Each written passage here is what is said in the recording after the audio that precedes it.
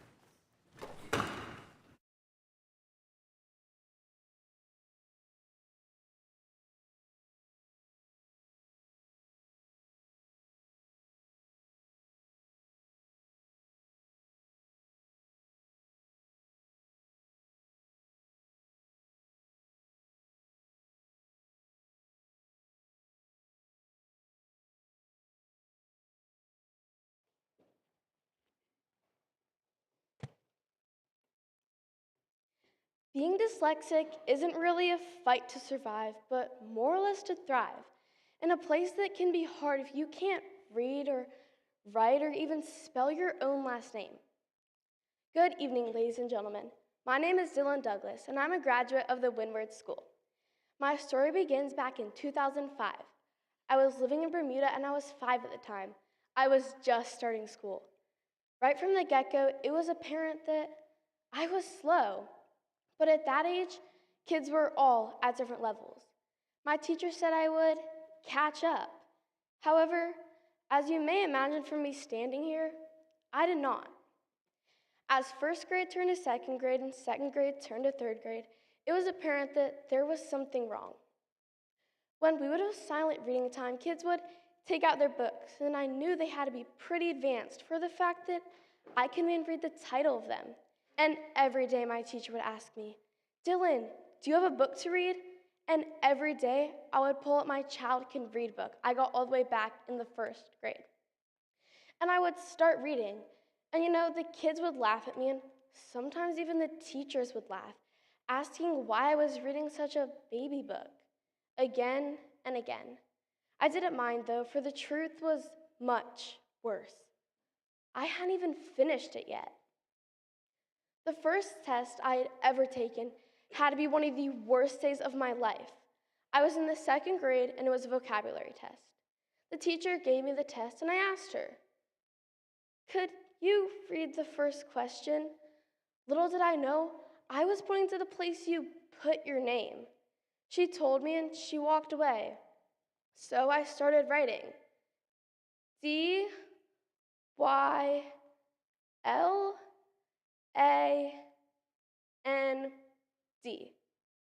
What comes after D? I thought.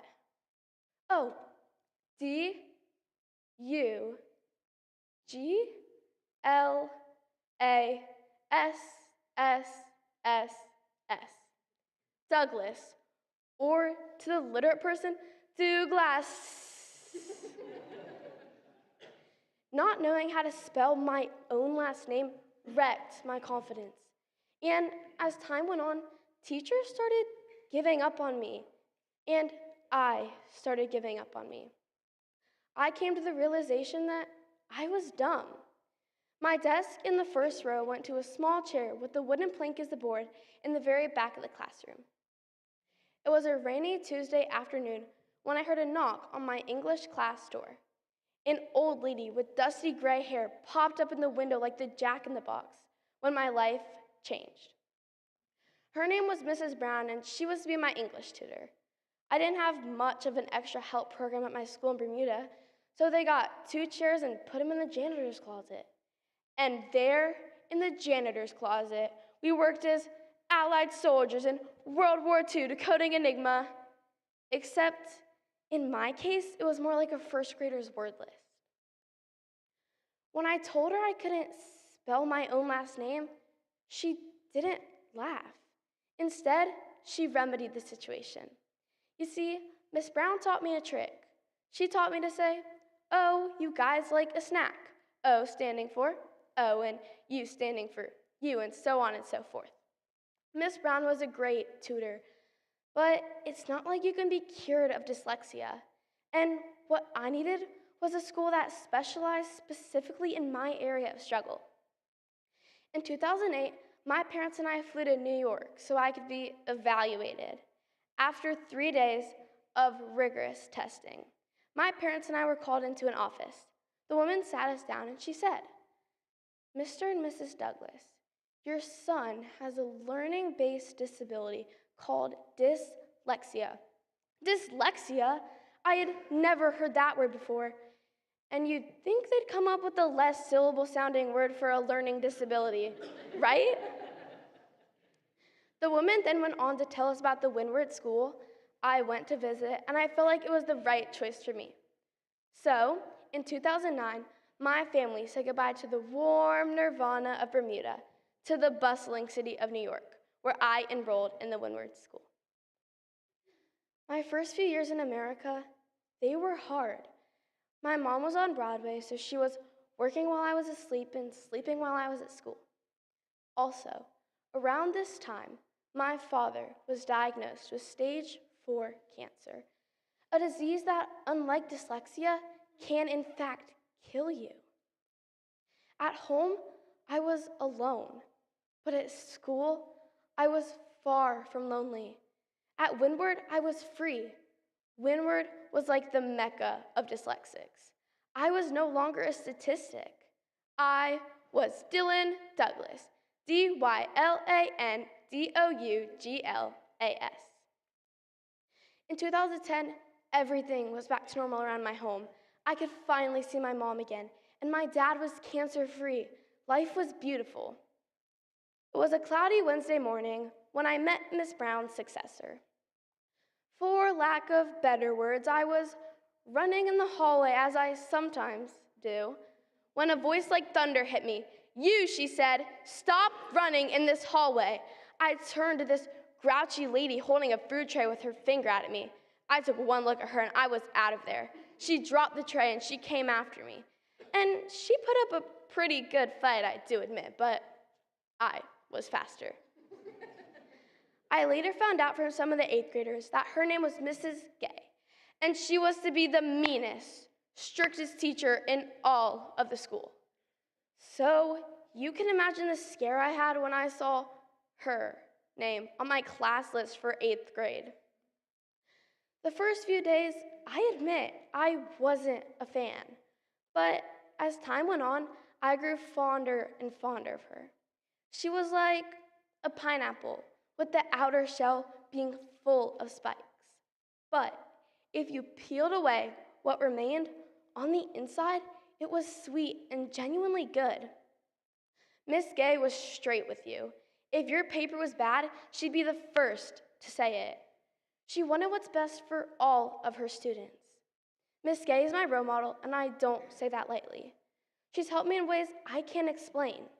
Then and now, I don't know how I could ever repay her. But Miss Gay is just one of the incredible teachers that has aided me on my journey to success. Windward is a real special place. The people there are the most qualified and intelligent people I have ever met. Their program works. It works. Take me as their success.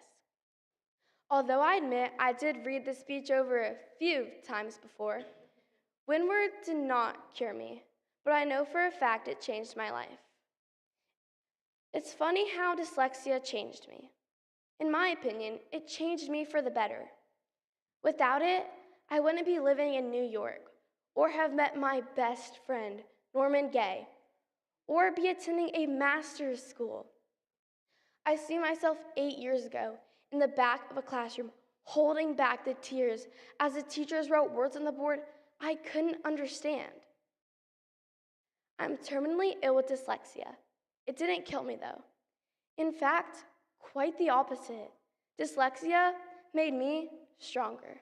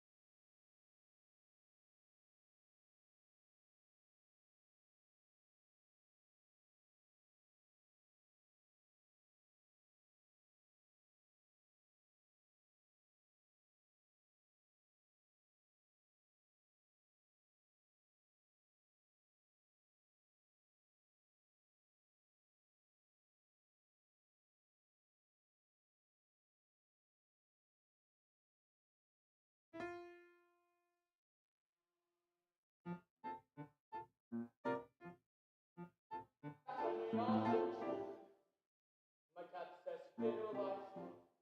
I bought me a duck, my duck pleased me. Then my duck coming under a tree. My duck says, "Quack, quack." My cat says, "Fiddle hi fee." I bought me a goose, my goose pleased me. I fed my goose on a yonder tree. My goose says, "Quack, quack." My duck says, "Quack, quack." My cat says, "Fiddle hi fee." I bought me a hen, my hen pleased me. I fed my hen on a yonder tree. My hen says, "Shimmy shack, shimmy shack." My goose says, "Quack, quack." My duck says, "Quack, quack." My cat says, "Fiddle hi fee." I bought me a pig, my pig pleased me. I fed my pig on a yonder tree. My pig says, "Griffy, griffy." My hen says, "Shimmy shack, shimmy shack." My goose says, "Quack, quack." My duck says, "Quack, quack." My cat says, "Fiddle hi fee." I bought me a cow, my cow pleased me. I fed my cow on a yonder tree. My cow says, "Bwah, bwah." My pig says, "Griffy, griffy." My hen says, "Shimmy shack, shimmy shack." My goose says, "Quack, quack." My duck says, "Quack, quack." My cat says, "Fiddle hi fee." I bought me a horse, my horse pleased me. I fed my horse on a yonder tree. My horse says, "Neigh, neigh." My cow says, "Bwah, bwah." My pig says, "Griffy, griffy." My hen says, "Shimmy shack, shimmy shack." My goose says, "Quack, quack." My duck says, "Quack, quack." My cat says, "Fiddle hi fee." I bought me a wife, my wife pleased me. I fed my wife under yonder tree. My wife says, "Honey, honey." My horse says, "Neigh, neigh." My cow says, "Bwah, bwah." My pig says, "Griffy, griffy." My hen says, "Shimmy shack, shimmy shack." My goose says, "Quack, quack." My duck says, "Quack, quack." My cat says fiddle hi fee.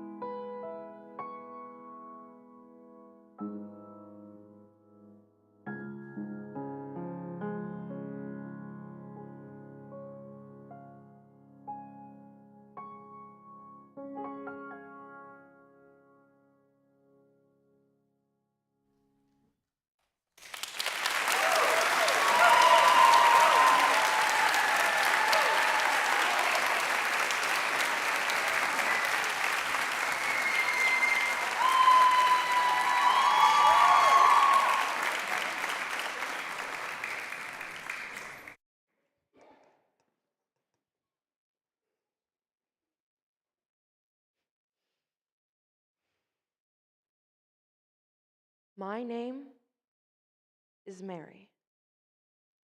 I have a son. I love him, but I am alone now.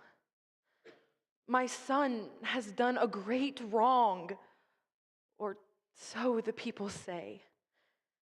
In the land of justice, he must pay for his crime. The sentence is death. Today he died. He was not a child. He was a man. He was tall, he stood straight, and his eyes touched those he met. His brown hair was clean and curly. He could smile and warm the hearts of those on whom he smiled. He did not look like a criminal. To me, his mother, he was not a criminal. He was my son. He spoke softly, kindly, I thought.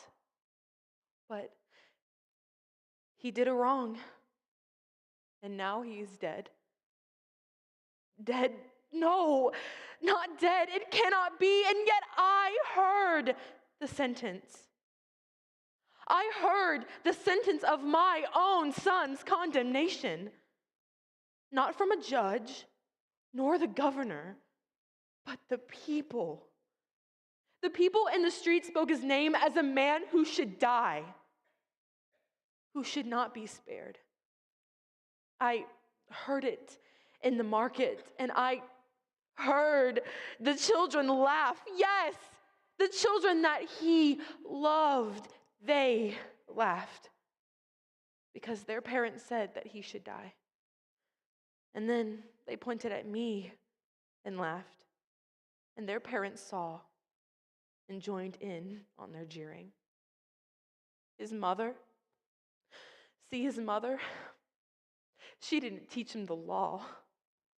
Oh, Father, where have I failed? Did I not teach him the law? Did we not sit together as mother and son and talk through the long winter evenings as the sun disappeared at the end of the day? The nights were meant for love and warmth and holding small sons on one's lap. Did we not talk through the summer evenings and smell the fragrance of the perfumed flowers? Did we not laugh and grow warm in each other's laughter? Did we not soothe away the tears that fell and mend the wounds that tore our hearts? Did I not love you? Did you not love me? Yes. Yes, then why do the people cry against us? Why has this fallen upon us? I am a mother. I watch my son grow from the babe in his cradle to a young infant holding a spoon. I remember the sound of his voice when he said his first words, the first smile that showed his teeth. I remember the barefoot toes and the sand from where he had run. I can feel his plump cheek pressing mine, and that funny little tight fist that doubled up to defend me against imaginary foes. The torn clothes, the dirty face, the bruised knee, and the thirsty lips and throat. Yes, the thirsty lips and throat. I remember the trips we took, of the time he was lost, and we were so anxious lest he'd be lost forever. He was 12 then, and we thought him so young, but he knew so much. He came home once. His head was heavy. He sat in the doorway long, thinking deeply as I touched his hair. He looked up and his eyes were filled with sorrow. Mother, why won't they believe me? Believe you, my son? One man against the world? You cannot conquer the world, my son. You can only help those who give themselves to you, who believe in you. Those will be the only ones you can touch, and they will be a small group. Small group? Yes, there was a small group, but where have they gone? Why are they not out here proclaiming this injustice? Why are they not on the witness stand to testify for my son? Why did the one who came to my home so often, why did he lie? Why? I stand at his grave. There are no honors. Flowers? Not here. Mourners? No. No, but I must remember that what I did for my son, I must do for other children, children who are small or have grown into adults. I must carry on what my son believed. The stars are out, and the wind is more mellow. I must leave his grave and return to my home. The sand shifts about my feet, but the stars are in the sky. 33 years ago, they shone so brightly. 33 years ago, there was singing and rejoicing. And now, there is only weariness and defeat. 33 years ago, I gave birth to my son. And now the people of his own land have given him death. Why wouldn't they believe? Oh, my son. Why wouldn't they believe?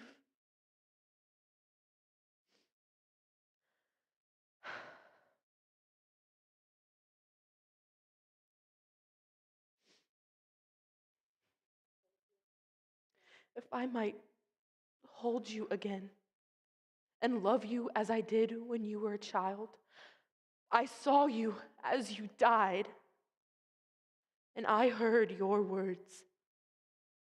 Mother, mother, why weepest thou for me? Why weepest thou, you ask? I weep because my name is Mary. I weep because I have a son, and his name is Jesus.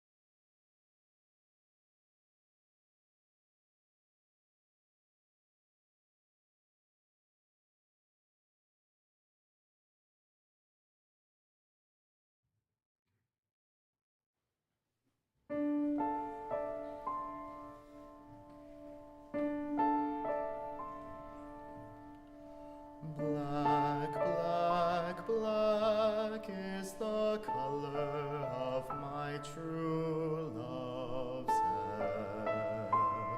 Her lips are something wondrous fair. The prettiest face and the daintiest hands. I love the grass whereon she stands. I love the grass whereon she stands.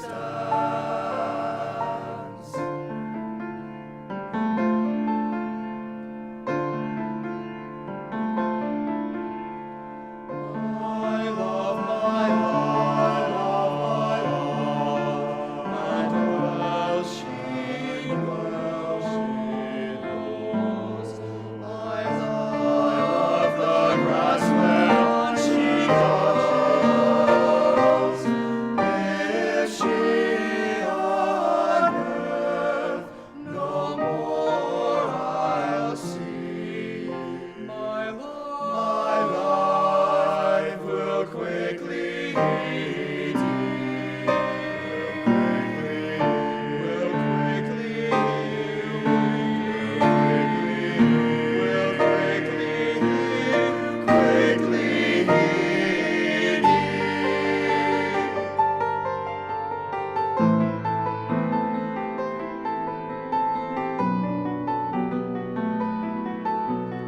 I'll go to troublesome to mourn, to weep,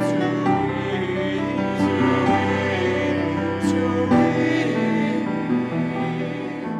But satisfied I ne'er shall sleep. I ne'er shall sleep. I'll write her a note in a few little lines. I just suffered death. I just suffered death 10,000 times.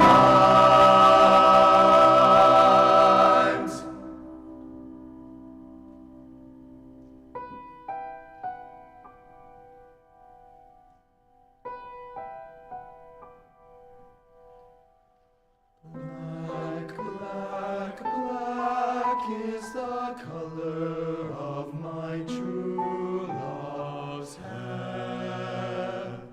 Her lips are something wondrous fair.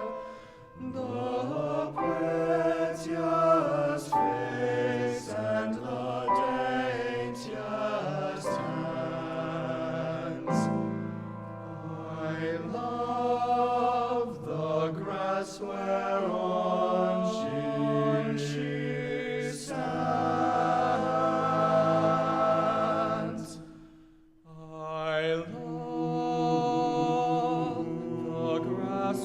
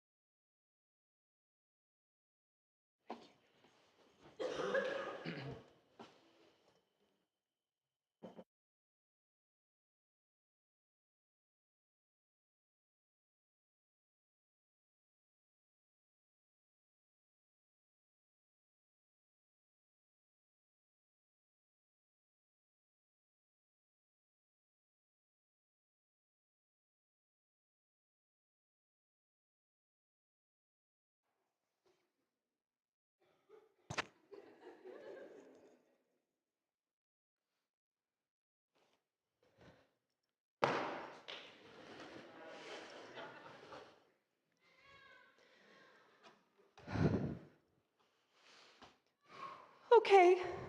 Yes. I understand. Thank you. I'm sorry. Oh, deep breath, Edna. Everything's fine. You have to explain it all to Mel. It's not really your fault. Everything's okay. Stay calm. Stay calm. What happened here? Why is this place such a mess? We've been robbed. What do you mean robbed? What does robbed mean, Mel? They come in. They take everything out. They robbed us. Okay, Edna, I don't understand. What do you mean someone just walked in and robbed us? What do you think? They called up and made an appointment? No, they just walked in and robbed us. All right, you know what? Here. Come sit down. Okay. Please take a deep breath. It's okay, take a deep breath. Deep breath. I'm just asking a simple question, Edna.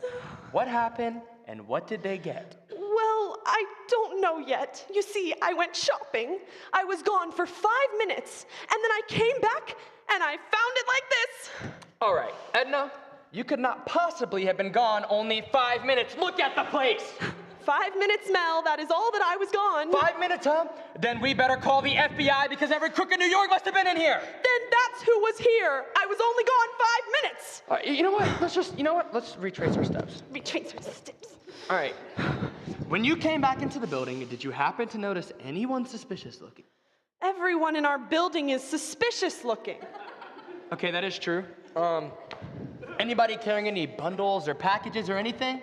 I didn't notice. What do you mean you didn't notice? I mean that I didn't notice. You think I'm looking for people leaving the building with my television set? This is a television? Edna, that was a brand new television. Well, dear, they're not looking for a 1948 Philcos. It was here. It's not here anymore. That means they took the television. Oh, you know what? Here, come sit back down. Come sit back down. Back to the chair, because I'm just... They cleaned us out, Mel. They took everything. Yep. All in 5 minutes. They must have been going to the lot in 5 minutes. Leave me alone. Criminals!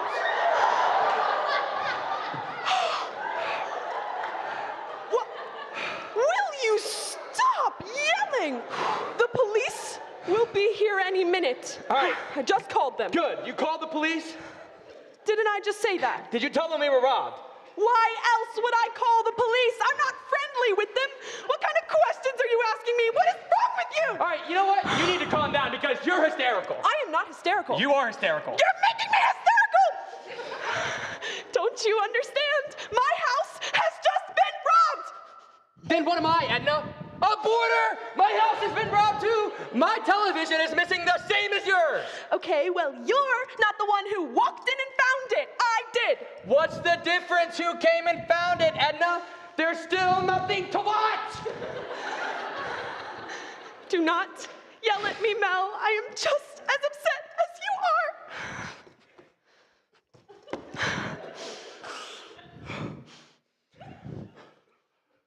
All right, you know what? I'm sorry, Edna. You better be sorry.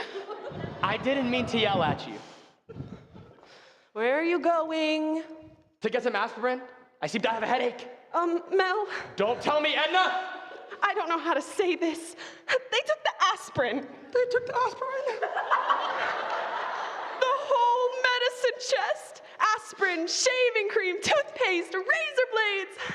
They left your toothbrush though, so if you want to go brush your teeth, you can do that. You know what? I don't believe you, Edna. I don't believe you. Oh, but you will believe me.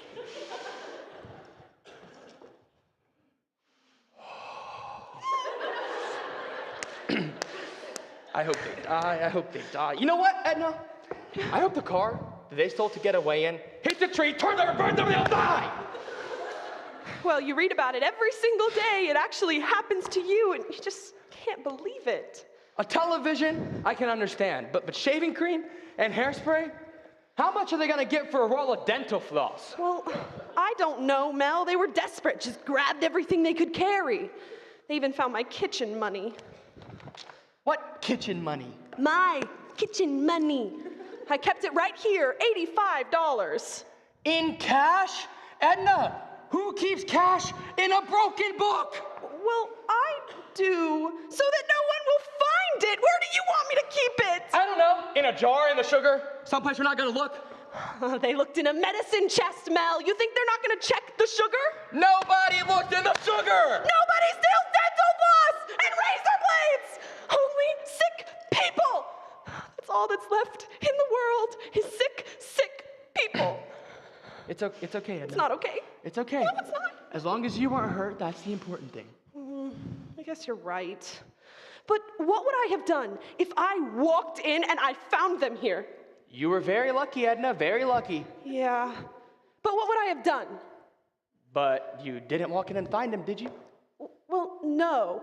But suppose I did walk in and find them. What would I have done? I don't know.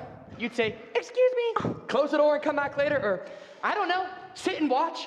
Why do you ask me such questions, Edna? It didn't happen, did it? Well, it could have happened. If I walked in 5 minutes sooner, it would have happened. You could not have been gone only 5 minutes. It took the 7 Santini brothers 2 days to move everything in here. 3 junkies are not gonna move it all out in 5 minutes. Okay, 7, 8 minutes. What's the difference?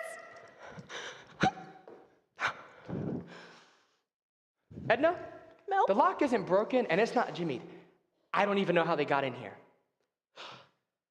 Maybe they found my key in the street.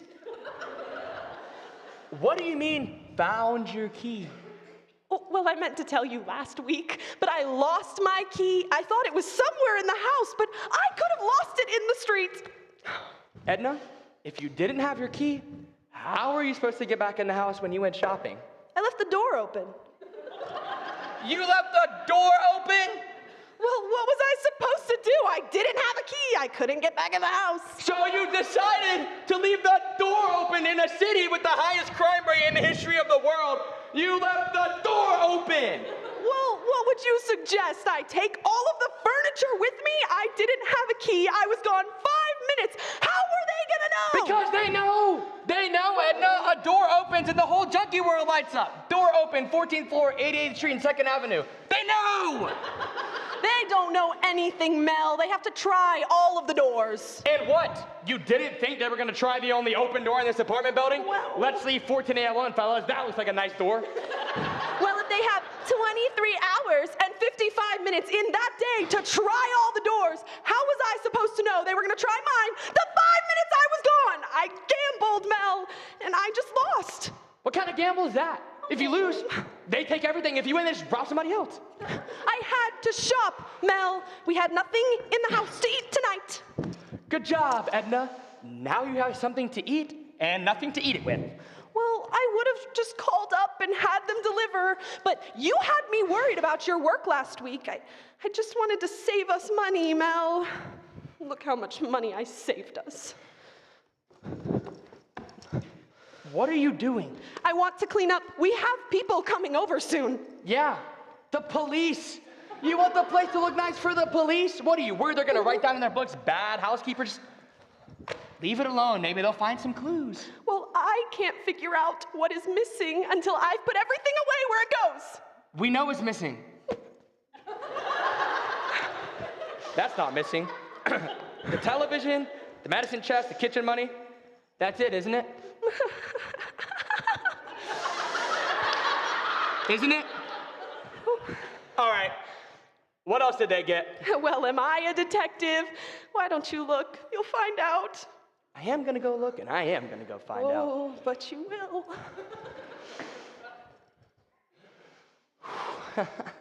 Edna! Where are my suits? Mel, darling, if your suits were there this morning and they're not there now, that means they took your suits! 7 suits, 3 sport jackets, and 8 pairs of slacks. Well, if that's what you had, then that's what they've got. You know what? I'm lucky my other tux was in the cleaners. Oh, they sent it back this morning. Of course they did. Of course they did. You know what? They did a good job of it. They cleaned me out. Left me a pair of khaki pants and a golf hat. If anybody invites us to dinner this week, ask them if it's okay if I wear my khaki pants and a golf hat. Well, they're just things, Mel.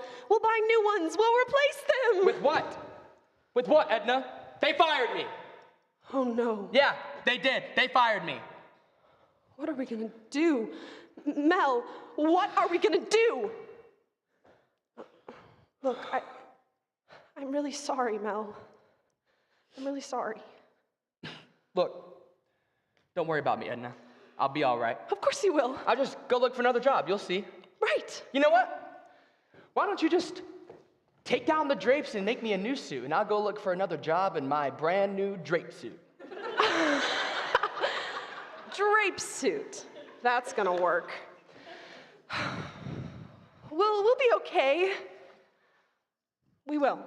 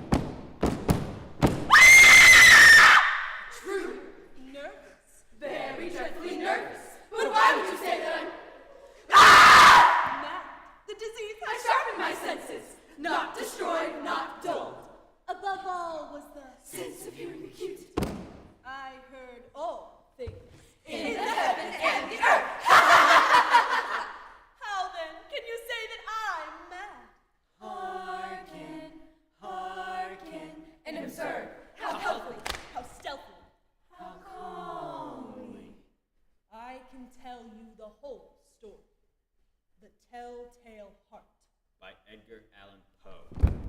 It is impossible to say how first the idea entered my brain, but it haunted me day and night. Object there was none, passion there was none. I loved the old man. He had never wronged me. For his gold I had no desire. It was his eye! He had the eye of a vulture, a pale blue eye with film. It fell on me in by degree. Gradually, I made up my mind to take the life of the old man, and thus rid myself of the eye. Forever. Now at this point, you fancy me mad, but you should have seen me. I use perfect precautions. Madmen know nothing! Every night, just at midnight, I turn the latch of the door and opened it. Then I thrust my head in. I moved it slowly, very, very slowly, so as not to disturb the old man's sleep. Would a madman have been so wise?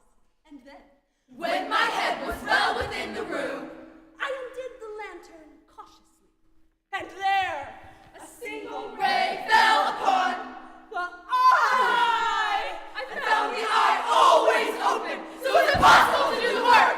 For it was not the old man who vexed me, no. It was his evil eye. Not him, but his evil eye. One night, as I peered in, the old man sprang up in his bed. Who's there? I froze, unsure of what to do. Stay still, stay still, stay still, stay I still. resolved to open the door. Just a little slipper, until a light fell upon the old man's eye. It was open. The door opens. Wide open. I grew furious as I gazed upon it. A dull blue with a hideous veil chilled me to my bones. There came to my ears. It was a low, dull, quick sound, such as the sound a watch makes when enveloped in cotton. I knew that sound well. It was the beating Of the old man's heart. It increased my fury. It grew quicker and quicker and louder and louder. The old man's hour had come! He shrieked once. Only once. The old man was dead. His eye, Would trouble me no longer. I took the proper measures. I took care of the corpse. Under the floorboard, I laid the body. I replaced the boards so that no human eye Not even his. could detect anything wrong. Dong. Dong. Dong. Dong. It was 4 o'clock. Still dark as midnight. As the bell sounded the hour, there came a knocking on the street door. You went down I with a went light down heart. with a light heart. For what had I to fear? There came 3 men who introduced themselves as officers of the law. A shriek had been heard by the neighbor during the night. Suspicion of foul play had been aroused, and they had been deputed to search the premises. I smiled. For what had I to fear? I bade the gentleman Welcome! the shriek. You said Was my own in a dream. The old man. you mentioned Was absent in the country. I bade them search, and searched well. I led them at length to his chamber. I showed them his treasure, secure and undisturbed. I brought the chairs into the room and desired them here to rest. While I myself, in the wild audacity of my own triumph, Place my own seat. upon the very spot which reposed the corpse of the victim.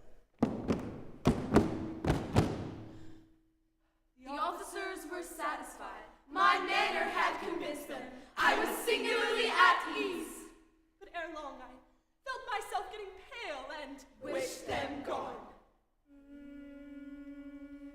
My head ached. I fancied a ringing in my ears. the noise became more distinct. Officers, do you love your jobs? Really, to get rid of the feeling. But it continued and gained in intensity until at length I found that the noise was not within my ears.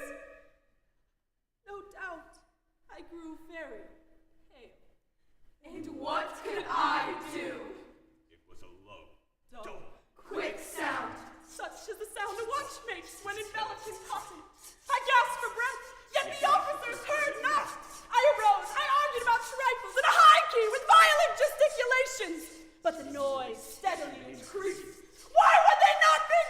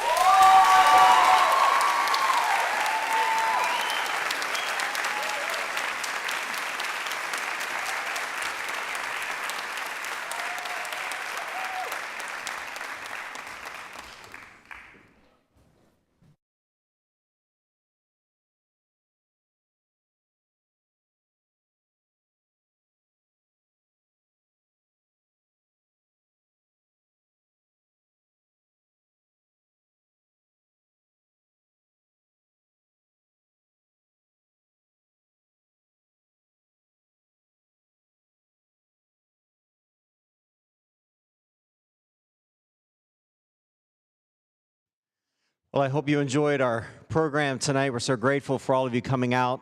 One of the things I love about Wilmington Christian Academy is seeing our young people that take the gifts and abilities that God has given to them and investing the time and energy that it takes to develop them. And I was thinking just over the last few minutes of the showcase tonight, I don't know about you, but I pretty much experienced every emotion that a human being can have. I laughed, I got teared up a couple of times, and man, was I scared on the Telltale Heart. And I was right there. I thought they were going to come get me or something, but fantastic job. And every year we come to this point of the school year, and it's just always amazing to see how much talent our school has been blessed with. And parents, I thank you for investing the time and energy and sometimes money that it takes to develop these gifts and abilities. And so we're very, very grateful for that. Before we leave tonight, let's just give everybody one last round of applause. Let's start with our instrumentalists. So if you're an instrumentalist, if you would please stand up if you are an instrumentalist in any way, middle school and high school.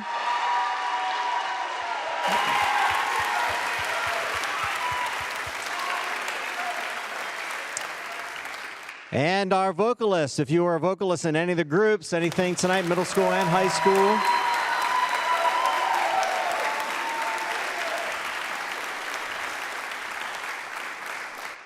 And our drama, if you were middle school, high school drama, please stand up. A lot of the same people.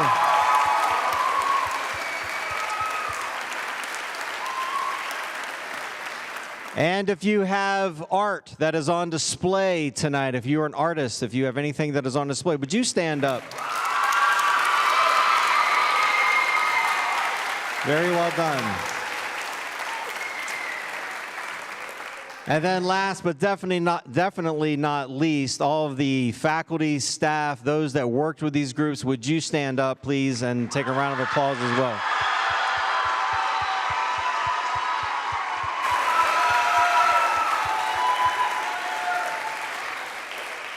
Once again, thank you very much for coming. Let me just remind you, the art is straight behind you. To walk through and take a look at that on your way out. But we really appreciate your support of our school, and thank you very much for coming. So let's stand together. Let's be dismissed with a word of prayer. God, we are grateful for this time that we've had together tonight to enjoy just a wide variety of fine arts pieces, and we're so grateful for the gifts and abilities that you have given to our faculty and staff to be able to coach and teach these students to be all that they can be with the gifts that you have given to them. And God, for each student that put in many hours of practice and time that it takes to develop what we saw tonight, we're grateful for it. And Lord, I pray that as we head home tonight, that you give us a restful night of rest. And God, that we would be prepared to serve you again tomorrow with all of our abilities and gifts. And may we bring glory always to your name alone. And we pray this in Jesus' name. Amen. God bless you. Good night.